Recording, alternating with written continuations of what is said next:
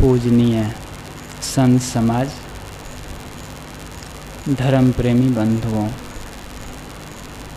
श्रद्धामती देवियों, हमारा जीवन दो चीज़ों से होकर गुजरता है।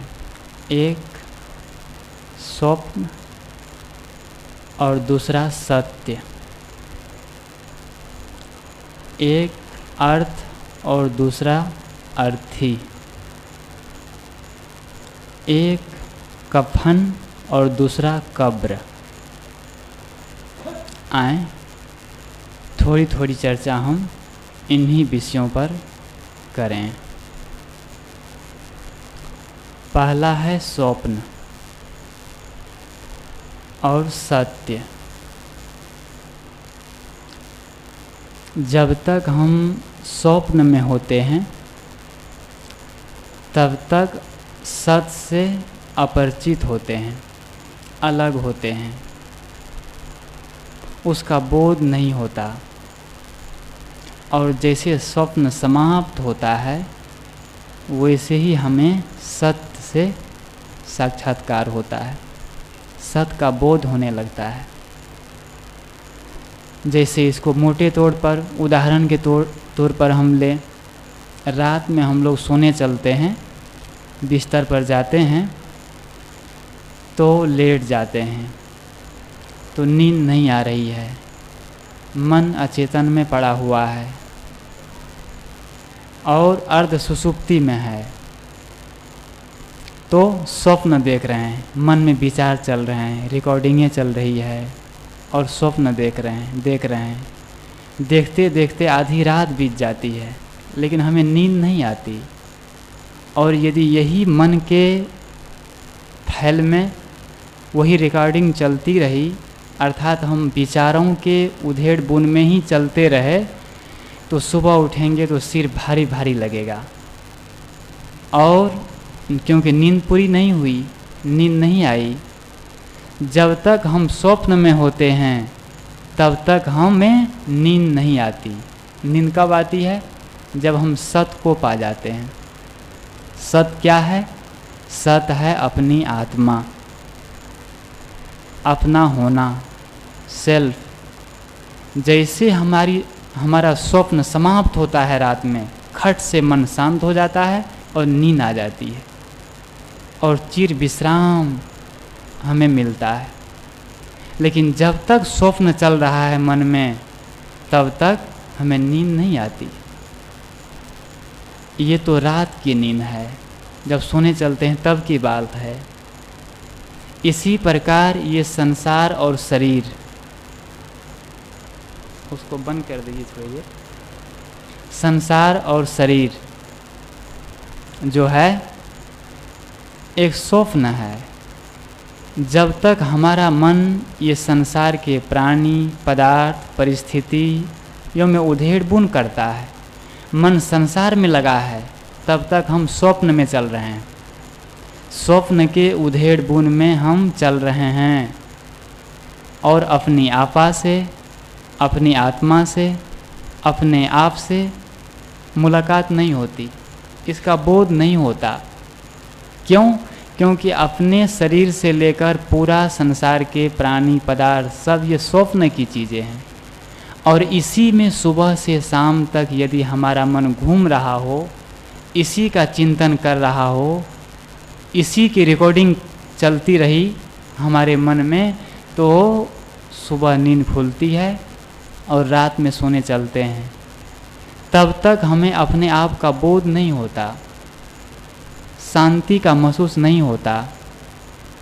और कहना ना होगा कि मृत्यु की भी याद नहीं होती है, क्योंकि हम स्वप्न में चल रहे हैं ना। ये संसार के जितने शरीर से लेकर के पूरा संसार के प्राणी, पदार्थ, ये स्वप्न है। और इसी में यदि हमारा मन लगा हुआ है सुबह से शाम तक, तो समझिए कि हमें सत्य से दर्शन अभी नहीं हो रहा है। और अपने शांति, मुक्ति, परमानंद, निर्वाण, मोक्ष, जो भी शब्द कह ले, इनसे हम लाखों कोस अभी दूर है। आदमी यही करता है, जो स्वप्न की चीज़ें हैं इसी को संवारता है, इसी को बटोरता है, लेकिन जो सत्य है उस पर ध्यान ही नहीं देता है। यहाँ चाहे जितने अच्छे स्वप्न हो, रात में जो भी अच्छे स्वप्न क्यों न हो, मित्रों की, धन दौलत पैसे भौतिक जो भी अच्छे स्वप्न से अच्छा स्वप्न क्यों न हो, वे सब हमें दुख देते हैं। रात में नींद के लिए सब बाधक है। कहते हैं हर स्वप्न है घूट घूट कर सोने के लिए, हर याद है रो रो कर भुलाने के लिए। जाती हुई अर्थी को आवाज़ मत लगाओ, सब आए हैं इस गांव में एक दिन जाने के लिए। हम कह सकते हैं कि सब आए हैं इस आश्रम में एक दिन जाने के लिए, या हम लोग यहाँ सत्संग में उपस्थित है, सब आए हैं सत्संग में एक समय जाने के लिए। तो ये जितने अच्छे स्वप्न क्यों न हो बढ़िया, वो सब घूट घूट करके एक समय क्या होगा, वो समाप्त हो जाएगा और हम सो जाएंगे। जितनी मीठी याद क्यों न हो, वो सब रो रो करके हमें भुलाना ही होगा। उस यादों के साथ हम हमेशा जी नहीं सकते, उसको छोड़ना होगा। इसलिए ये स्वप्न और सत्य, मैं कहा कि दो चीज़ें जब तक हमारा मन स्वप्न में लगा हुआ है तब तक हमें चिर विश्राम अर्थात अपनी आत्मा, अपने आप का बोध नहीं होता है। और जैसे स्वप्न समाप्त होता है उसी क्षण हमारे अंदर में एक परम शांति, परम आनंद की अनुभूति होने लगती है। तो हम लोग को चाहिए कि स्वप्न से हट करके थोड़ा अपने आप की ओर, सत्य की ओर ध्यान दें। दूसरा है, चीज़ तो वही है, अर्थ और अर्थी। ये जीवन का जो समय है ये बहुत महत्वपूर्ण है। जो समय हमें आज मिला है और अभी मिला है, हम लोग यहाँ सत्संग में बैठे हैं, हम सब का मन अच्छे विचारों में अभी चल रहे हैं। क्या विचार में चल रहे हैं? जीवन के प्रयोजन, हमें जीवन में क्या करना चाहिए, जीवन क्या है, संसार क्या है, संसार में हमें क्या काम करना चाहिए, इन सब में अभी हमारा मन लगा हुआ है, सोच रहा है। अर्थात कल्याण की बातों में अभी मन खोया हुआ है। कितना महत्वपूर्ण समय है। इस समय में हमें क्या करना चाहिए? अभी शरीर भी स्वस्थ है, अनुकूल वातावरण भी मिला हुआ है, माहौल भी मिला हुआ है, और समय सब कुछ सहयोग हमें कर रहे हैं। इतना सब अनुकूलता को पाकर, इतनी अनुकूलता को पाकर के हमें अपने कल्याण का काम, शांति का काम जल्दी से कर लेना चाहिए।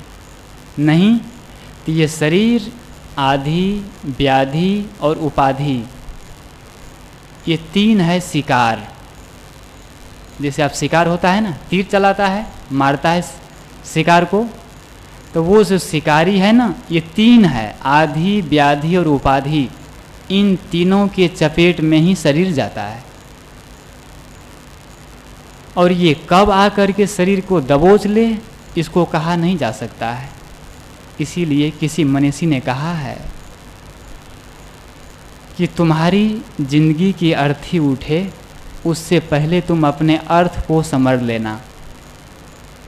जीवन से हमारी अर्थी उठे जीवन में, उससे पहले जीवन के अर्थ को समझ लेना चाहिए। आदमी ये अर्थ को नहीं समझता है, जीवन भर अर्थी को ही समझता रहता है। अर्थी नाम शरीर और अर्थ नाम उसका प्रयोजन। ये शरीर क्या है? एक अर्थी है, एक दिन अर्थी बन जाएगी ना। ये शरीर जो है आज काल में अर्थी में बदलना है, इसको मुर्दा में बदलना है, ट्रांसफ़र होना है, इसको कोई नहीं रोक सकता है। तो जो ये अर्थी शरीर है, इसी को संवारने, सुधारने, खिलाने, पिलाने और इसके संबंधी प्राणी पदार्थ को अनुकूल बनाने में आदमी की पूरी आयु समाप्त हो जाती है, लेकिन ये जीवन के अर्थ को नहीं समझ पाता है। ये जीवन के प्रयोजन, अर्थ है जीवन का प्रयोजन। प्रयोजन नाम कल्याण, मुक्ति, शांति, निर्वाण। ये शरीर है और शरीर का अर्थ है प्रयोजन। वो प्रयोजन है कल्याण की प्राप्ति, शांति की प्राप्ति, सारे बंधनों को समाप्त करके अपने आप में शांत हो जाना। यही इस शरीर का प्रयोजन है। मनुष्य शरीर का प्रयोजन, इसका फल, इसका रिजल्ट कि इस शरीर में रहते रहते हम इस जीवन के अर्थ को, प्रयोजन को उपलब्ध हो जाए। जिसको गीता में कहा यद्वा तद्वा तदुच्छत्ति पुरुषार्थ। जिस किसी प्रकार तुम सारे बंधनों को तोड़ करके और अपनी आत्मा में शांत हो जाओ, सारे बंधनों को तोड़ डालो, उखाड़ के फेंक डालो। तो मैं कह रहा था कि ये जीवन के जो अर्थी है, इसके उठने के साथ पहले इसके अर्थ को, प्रयोजन को हमें प्राप्त हो जाना चाहिए, नहीं तो आजकल में ये समाप्त हो जाएगा। जो भी इस संसार में आए हैं सबको एक दिन जाना है, ये सब लोग जानते हैं, कहते हैं और दिल दिमाग में है, फिर भी आदमी अंधकार में जीता है, धोखे में जीता है। संसार में नहीं जो करना चाहिए वो काम करता है, जो नहीं सोचना चाहिए वह सोचता है। तो ये अपने हाथों से अपने पाँव में कुल्हाड़ी मारना है। तो ये जीवन की अर्थी उठे, उससे पहले जीवन का प्रयोजन जो शांति है उसको हमें उपलब्ध हो जाना चाहिए। तीसरा है कब्र और कफन। कफन है जन्म और कब्र है मृत्यु, मौत। जब ये शरीर का जन्म होता है ना, तो क्या होता है? नंगा बदन, इस पर कोई कपड़ा नहीं होता, इस पर हम क्या डालते हैं? कपड़ा डालते हैं। और वो कपड़ा क्या डालते हैं? शर्ट, पैंट, जो भी कपड़े डाल देते हैं, और रंगीन जो भी रंगा करके जो बढ़िया सुंदर रहता है। लेकिन ये शरीर का असली वस्त्र, असली कपड़ा, ये शर्ट, पैंट और जो कुर्ता, कोट, कमीज, ये जो रंगा रंगा के पहनते हैं, जो कलर है, जो छाप है, तिलकदार है, ये सब ये शरीर का वस्त्र नहीं है। इस शरीर का असली वस्त्र है कफन। क्योंकि अंतिम में क्या जाता है? ये जो सफ़ेद कफन है ना, ये कफन ही तो आदमी को पहना देता है। कहते हैं एक आदमी था, एक सेठ था कहना चाहिए, वह बहुत, उसके कई फैक्ट्रियाँ थी, बहुत संपत्ति थी, और प्रकृति की ओर से कहना चाहिए, परमात्मा की ओर से, भगवान की ओर से, जो भी कह लीजिए, उस आदमी को बहुत लंबी आयु मिली, बहुत लंबी, 107 साल, 107 साल तक वह जिया और बहुत कमाया, बड़ा लंबा परिवार। 107 साल में उसका शरीर छूट जाता है, शरीर छूट गया। लोग उपस्थित हुए, और जब लोग आए तो प्रतिष्ठित थे, सेठ थे, उनके पास करोड़ों की अरबों की संपत्ति थी। लोगों ने उनको दूध से नहलाया, उस शरीर को, मुर्दा को दूध से स्नान किया, और उस पर चंदन लेपा गया, और फिर उसकी अर्थी सजी गई। जब अर्थी सज गई तो उस पर 2.5 गज सफ़ेद कफन जो वस्त्र है वह ओढ़ा देता है, डाल देता है। ये सब करने के बाद जैसे अर्थी पर 2.5 गज के कफन ओढ़ा देता है, डाल देता है, वैसे ही उसके मुख से वह आदमी मुर्दा बोल उठता है। एक काव्य है बातों को समझाने के लिए। वो मुर्दा बोल उठता है। क्या बोलता है? बड़े द्रावक शब्द है उसके। वो मुर्दा बोलता है, जैसे वो कफन उड़ाता है, बिना लिबास के आए थे हम इस जहां में, एक कफन के खातिर इतना लंबा सफ़र करना पड़ा। वो मुर्दा बोलता है, वो लाश बोलती है कि बिना लिबास के आए थे हम इस जहां में, और एक कफन के खातिर इतना लंबा सफ़र करना पड़ा। एक बिना लिबास नाम वस्त्र, कपड़ा, अर्थात बिना वस्त्र के, बिना कपड़े के हम आए थे इस जहां में, इस संसार में, और एक कफन के खातिर आज तुमने मेरे शरीर पर एक कफन ओढ़ा दिया। क्या मैंने 107 साल जिया और जीवन भर एड़ी से चोटी तक पसीना बहाता रहा, भागता रहा, ये बच्चों के लिए, ये संसार के धन दौलत के लिए, और मैं एड़ी से चोटी तक पसीना बहाता रहा, और कहाँ का मैं खाक छानता रहा इन लोगों के लिए, ये धन के लिए, पुत्र के लिए, परिवार के लिए, सबको सुखी बनाने के लिए मैंने कमाया। तो वही कहता है कि बिना कपड़े के हम आए थे इस जहां में, एक कफन के खातिर इतना लंबा सफ़र करना पड़ा। इतना लंबा, कितना लंबा? 107 साल। इतना लंबा सफ़र किया, जिया, धन कमाया, पद कमाया, परिवार बढ़ाया, लेकिन अंतिम में गया क्या? ढहगल कफन। ढहगल कफन तो मिला कि, और वो भी क्या मिला? वो भी कफन कहाँ तक जाएगा? चिता तक, जहाँ आग जलाते हैं वहाँ तक जाएगा, वो भी जल जाएगा। बहुत सुंदर कहावत है कि खूब कमाए तूने यारों लाखों हीरे मोती, पर याद रखना बंदे कफन में जेब नहीं होती। खूब कमाए तूने यारों लाखों हीरे मोती, अच्छी बात है, लेकिन याद रखना कफन में जेब नहीं होती। होती है क्या? आप लोग देखे हैं? कफन में जेब आज तक नहीं होती, और हो भी लोग कृत्रिम बना भी ले, सिल भी ले, तो कहाँ तक जाएगा कफन? वो तो आग में ही जल जाएगा ना।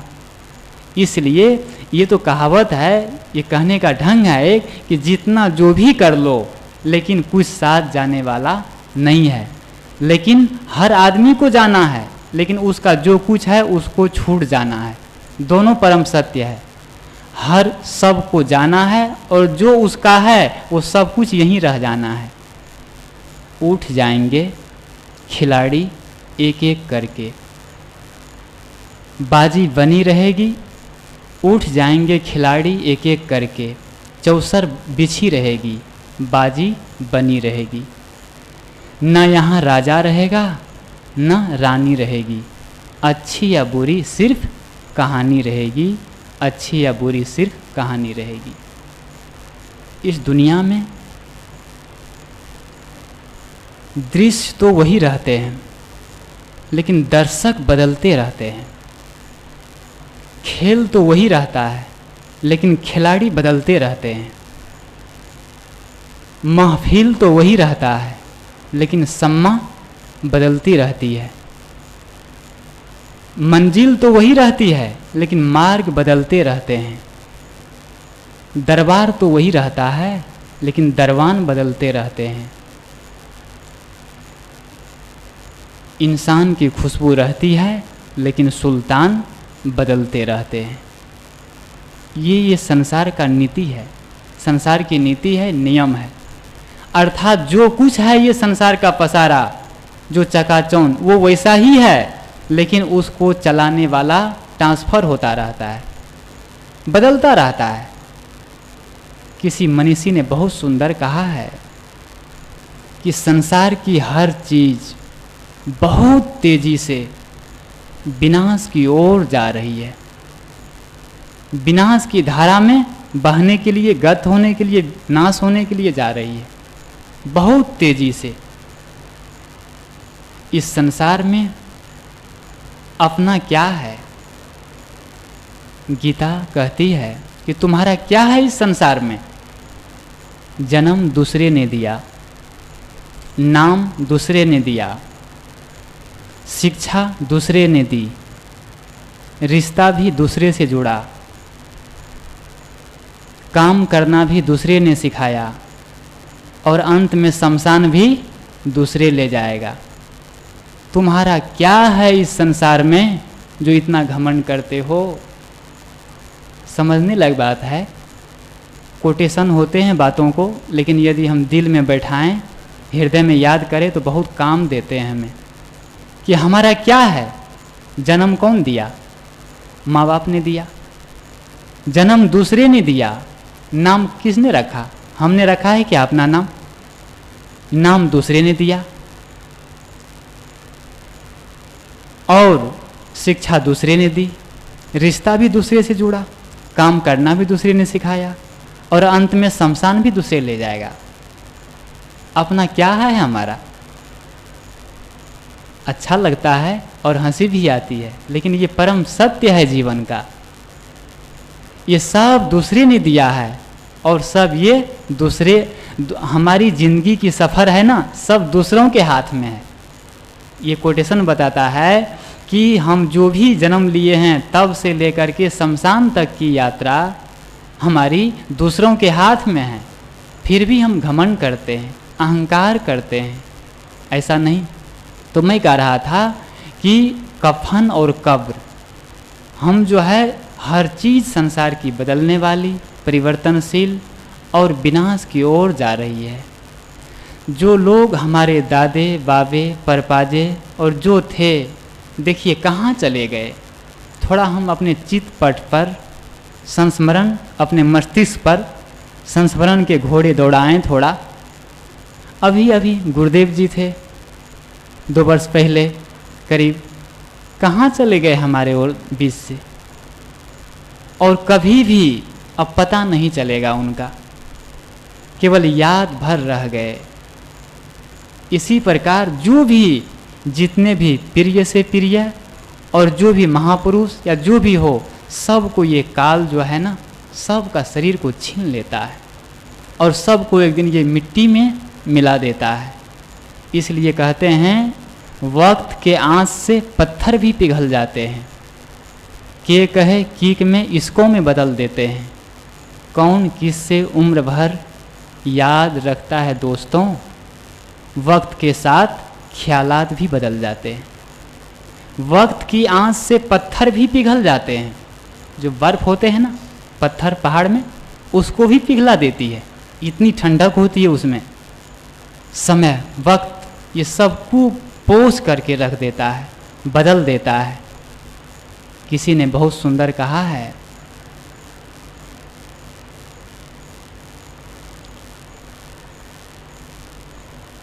कि इस संसार में जो भी आया वो सब कैसे मतलब गत में जाता है। महाप्रलय की ओर सभी को इस मरु में जलते देखा, ये है। महाप्रलय की ओर सभी को इस मरु में चलते देखा, किससे लिपट जुड़ाता, सबको ज्वाला में जलते देखा।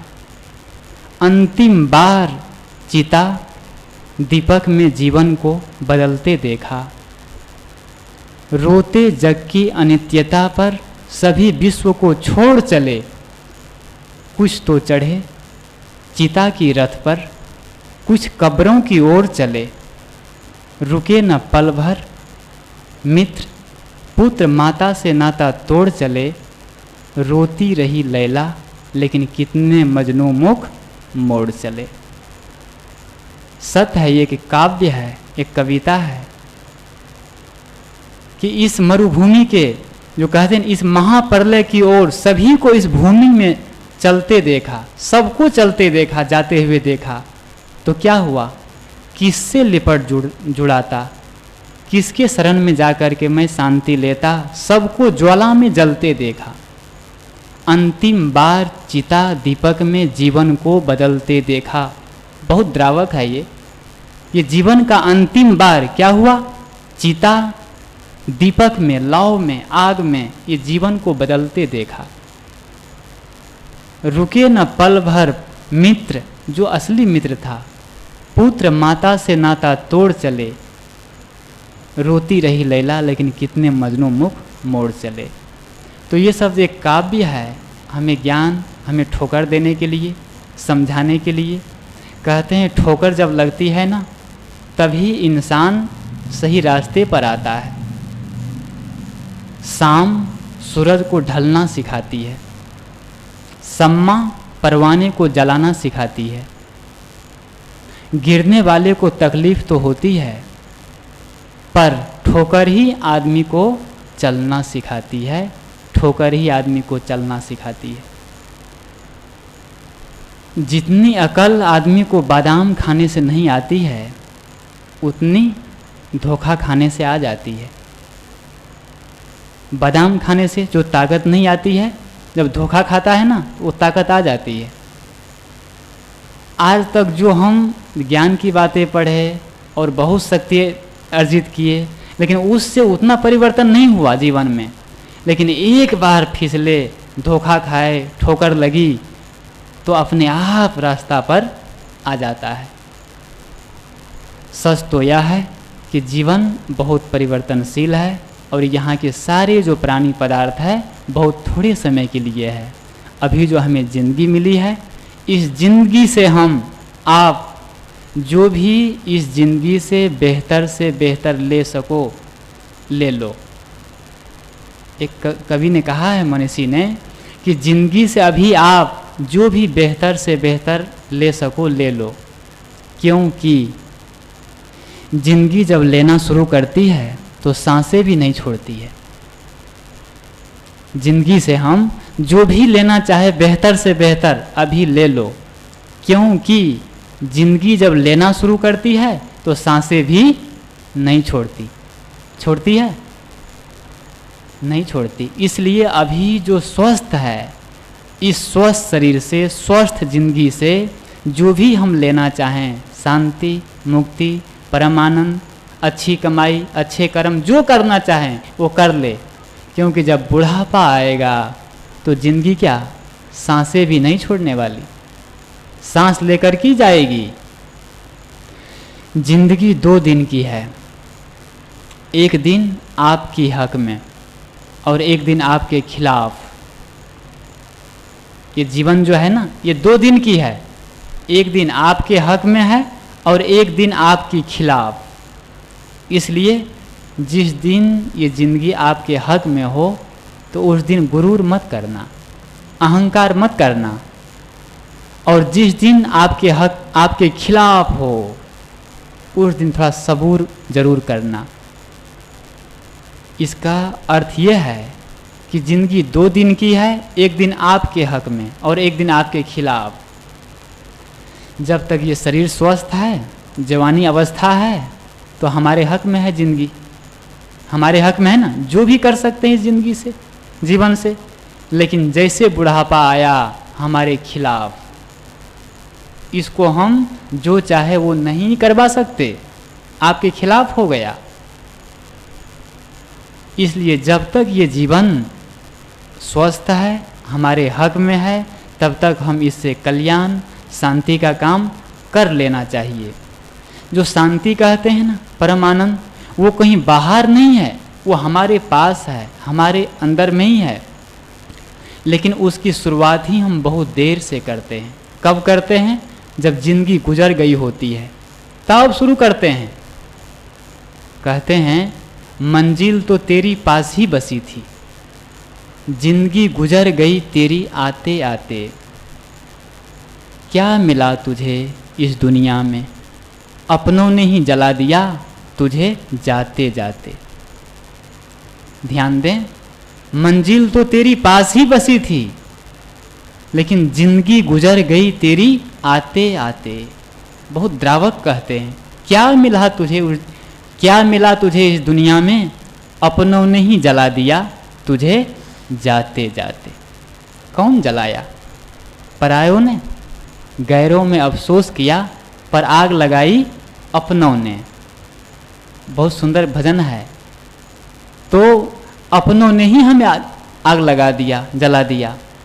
तो यहाँ जो कहते हैं कि मंजिल तेरी ये पास ही बसी थी, शांति का, मुक्ति की जो मंजिल है, परम आनंद की मंजिल है, वो हमारे पास ही बसी थी, पर जिंदगी गुजर गई हमारी आते आते। जब तक होश आया तब तक जिंदगी समाप्त हो चुकी थी, आँख की रोशनी समाप्त हो चुकी थी, पढ़ नहीं सकते थे, कमर झुक गई थी, दर्द होने लगा था, आधा घंटा ध्यान नहीं कर सकते, बैठ नहीं सकते। कहते हैं, क्या मिला तुझे इस दुनिया में, आज तक मिला कुछ? अपनों ने ही जला दिया तुझे जाते जाते। यहाँ जो भी पसारा मिला है, जो भी कुछ है, ये एक भीड़ है, एक मेला है, एक शहर है, और इस भीड़ में हर आदमी अकेला है। कहते हैं कि इस मोहब्बत के शहर में बहुत भीड़ है। इस मोहब्बत के शहर में एक बार जो बिछड़ा दोबारा नहीं मिलता। बहुत भीड़ है इस मोहब्बत के शहर में, एक बार जो बिछड़ा वो दोबारा कभी नहीं मिलता। मोहब्बत जानते हैं? प्यार, लगाव, माया, मोह, इसको मोहब्बत हम कहते हैं।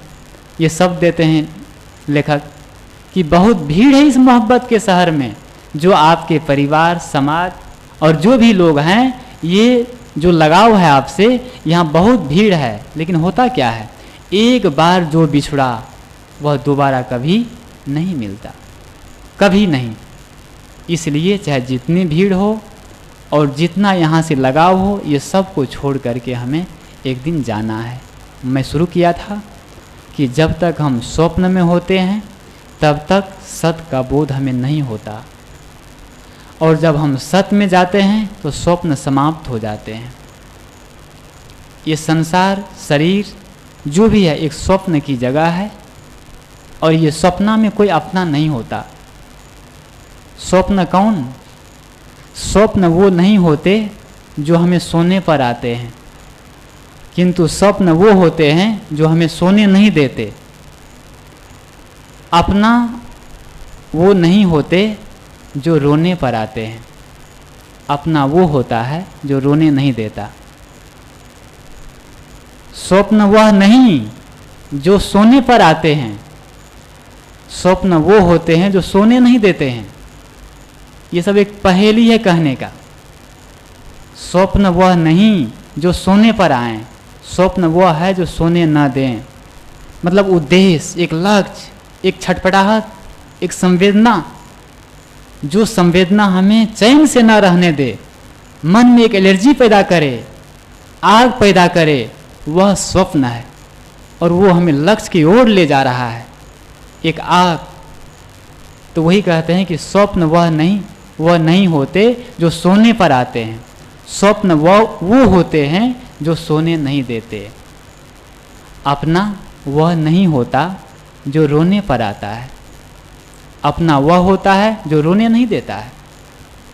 जो आपके आप दुखी हो गए, अशांत हो गए, तब सहयोग करने आए, वो अपना नहीं। किंतु जो आपको अशांत होने ही न दे, दुखी होने ही न दे, वह अपना है।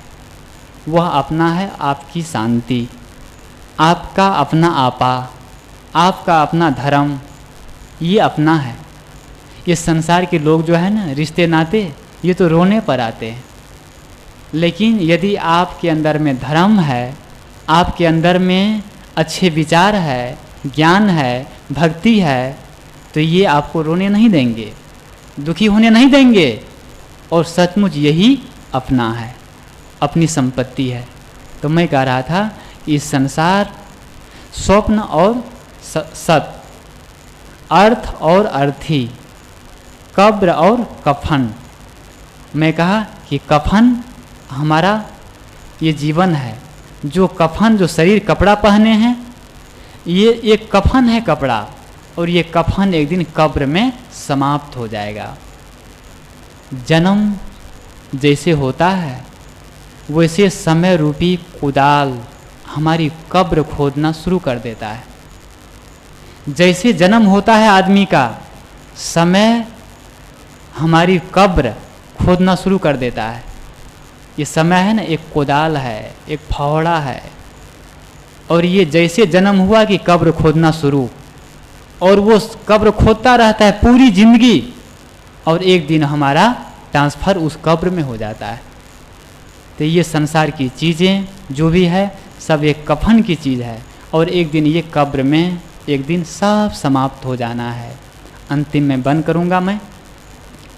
जो हम लोग गाड़ी में बैठते हैं, एयर कंडीशन, ट्रेन में, एसी में, फर्स्ट एसी, 2 एसी, 3 एसी जो कहते हैं, तो उसमें जब हम गाड़ी में बैठते हैं तो उसमें हमें तकिया मिलती है, बिछौना मिलता है, ओढ़ने का मिलता है और बहुत सुख सुविधाएं मिलती है। लेकिन एक दिन हम लोग को सोचना चाहिए कि हम लोग को एक गाड़ी में और बैठना है, और वो गाड़ी है मौत की गाड़ी। और उस मौत की गाड़ी में कोई तकिया और बिछौना नहीं होती है। कहा है कि मौत की गड्डी में जिस दिन सोना होगा, ना कोई तकिया होगी, ना कोई बिछौना होगा, साथ होगी तुम जैसे दोस्तों की मीठी यादें, और शमशान का एक छोटा सा कोना होगा। शमशान का एक छोटा सा कोना होगा। मौत की गड्डी में जिस दिन सोना होगा, न कोई तकिया होगी, न कोई बिछौना होगा। तब क्या होगा? साथ होगी तेरी दोस्तों की, रिश्ते नातों की मीठी यादें, संस्मरण, और शमशान का एक छोटा सा कोना होगा। कबीर की भाषा में कह ले, सदगुरु कबीर की भाषा में, तो कहाँ चुनावे मेढ़िया, लंबी भीत ओसार, घर तो 3.5 हाथ, घना तो 4.25। कबीर साहब बड़े मज़ेदार भाषा में कहते हैं कि कहाँ चुनावे मेढ़िया। लोगों को देखा सदगुरु कबीर कि बड़े बड़े राजे महाराजे जो है इमारतें खड़े कर रहे हैं, बिल्डिंग बना रहे हैं, और बस महल पर महल। तो सदगुरु कबीर बोल पड़े कि कहाँ चुनावे मेढ़िया, लंबी भीत ओसार।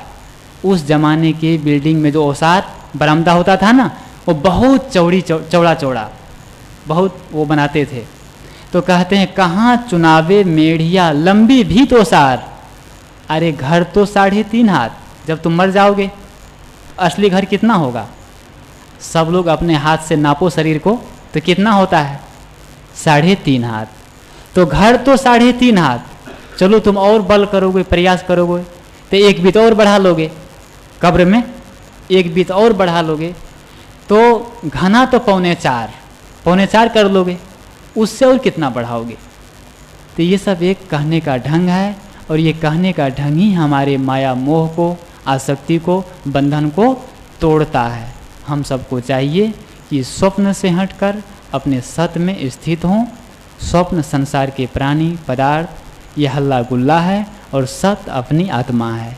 हम इस हल्ला गुल्ला से हट करके, कोलाहल से हट करके अपनी आत्मा में विश्राम लें, शांत हों, तभी इस जीवन का, मनुष्य जीवन की सार्थकता है। इसी के साथ मैं अपनी वाणी को विराम देता हूँ।